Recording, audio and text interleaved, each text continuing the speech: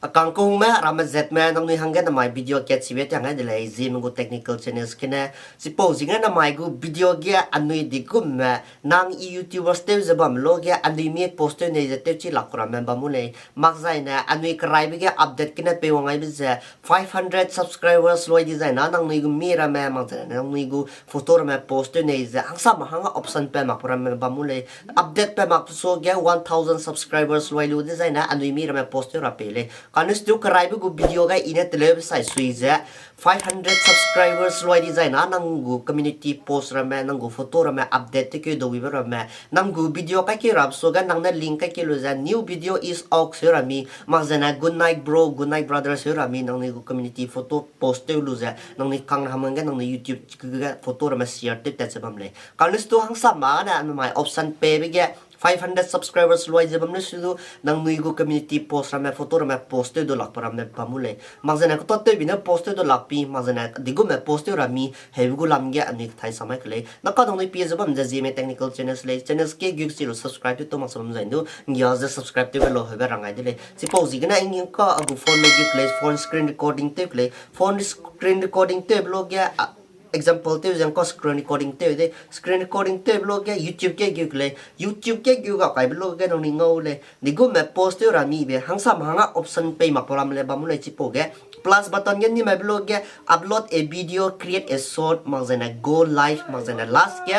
create a post bala le chipo ge hangsa hanga create a post ba option pe ma bala le katsuma pe le kanes tu last pe ma program nong ni go youtube ke gyu te zaina nong ni plus minima de ngau le chipo da ko to te bi ne pe ma lo design na I primba next kina rang gyrai le sipo da nang ina photo post nei bam jaina 500 subscribers 500 nango audience complete lo bam jaina nang post ra hang option pe na digo ma post ra mi be create a post ke kai blog ge option la le agu channel ji de gm technicals le mak jaina give a short types mak jaina nang na link copy te mak jaina nangu text ra ma ro lu ja nang photo ra mi ma ra mi kang ge option pe sim ge click te lu ja gallery ge na nang suste le no close to the wile nang go photo ra ma nang suste lu ja nang post sep kai de zaina nang gu audience ram hangge magzana nang gu youtube channels ke nang mi post te tu de le hever rang to de le kanus tu dego me ani hangge create post pe mang mi heavy zaina in kora rai lang me ge nang ni ta ge agum go create post go option pe mak ti zaina nang ni go play store me gilo za search te lo nang ni go youtube search te lo youtube ke search te blog ge nang ni hanga option pe rai lang me ge option pe ma pe ta te lo za ani ini go YouTube ramai update tu maksud bam sih kena ani hangge agu me create post ramai pe mak ramai bam ne suppose inan angka agu YouTube kena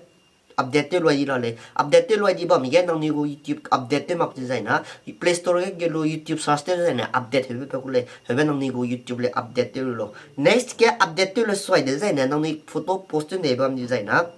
YouTube ke gerai lo apo create post tu dan ko kulo bia anin ko community ku bizang ko agu agya kule agu channels ke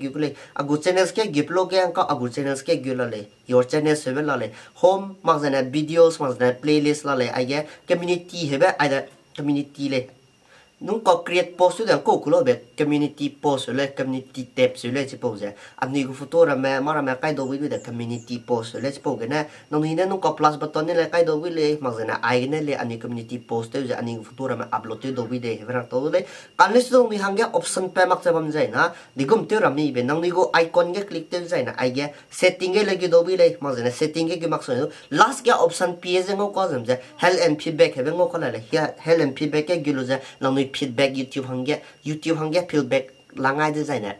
nang ni hangge community poster hangge 500 subscribers loi de le mazana ni ne poster rabza nang ni ne feedback langai rabza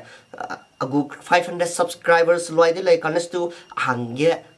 community poster hangga option pe ma le ja nang ni ne type te lu ja sam ge example te ja type te lu ja send feedback ro web lo send feedback te design nang ni hangge look ken na lo ma le lo lang no lang sum ne nang ni bam design nang ni hangge create post e bu nang ni go 500 subscribers 500 audience bam loi de ya nang ni ne feedback langai design nang ni hangge option lang wang le he rang to le suppose ina hang sam ma te chi ma ko bam le ma jana hang sam hang option pe ko bam le hang sam hang pe ma ko bam le pe ma ko ram hangge option te le ya de le he rang to de le pi ga di ba khang pi pen ma nang mi na mai go video nang ni hang do to be bam le bam design no nang ni like te lo mo ne comment pe mo pe lo da rang to le pa dai go video na do le kai thank you